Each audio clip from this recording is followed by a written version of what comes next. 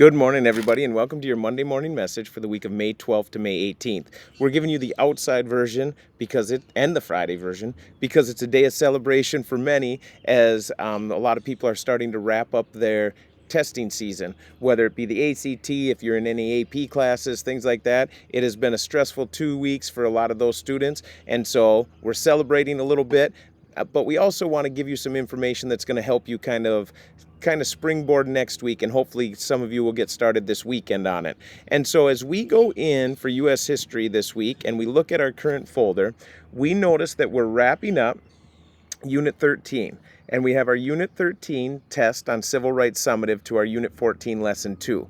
And so when we go into Unit 13, we notice that it's a summit. Our summative is research-based.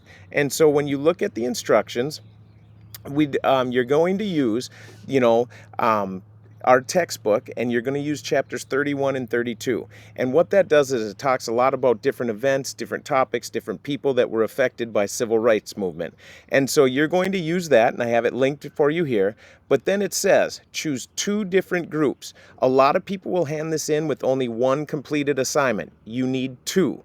So you're going to choose two different groups that you'd like to research. So you have your list: African Americans, Native Americans, Asian Americans, women, Latino Americans. Now you're going to choose a group, and you're going to kind of tell their story of what has happened, what events have occurred to them. Did they face discrimination? If they did, how? How did they fight against that? How did they, handle that situation? And so you're going to do that in a couple variety of ways where you have some choice. So you're going to have two of these now, not just one. Two. You're going to either make a children's book. So you would choose one of the groups and tell their story in a children's book. Now, if you remember, you need two groups though. So your second group, you could choose a timeline. Take their 5 major events for that movement and explain them on a timeline. So you would have, it's out of 30, so you'd have 15 points off your children's book one, 15 points off the timeline.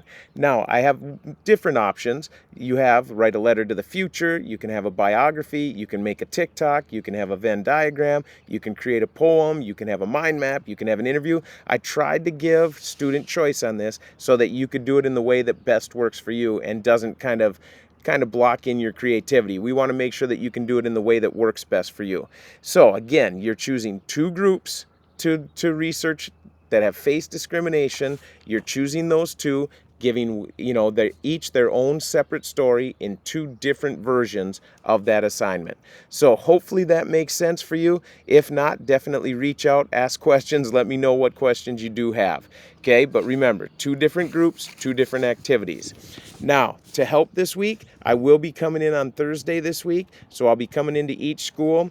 I'll be sending passes to those students that are struggling, because if you noticed on our calendar, we have 3 full weeks left and then a half week, and that's it. So that means I have to panic a little bit. So if you're behind, you can just expect I'm going to kind of reach out to you more, trying to get you caught up and get you everything that you need.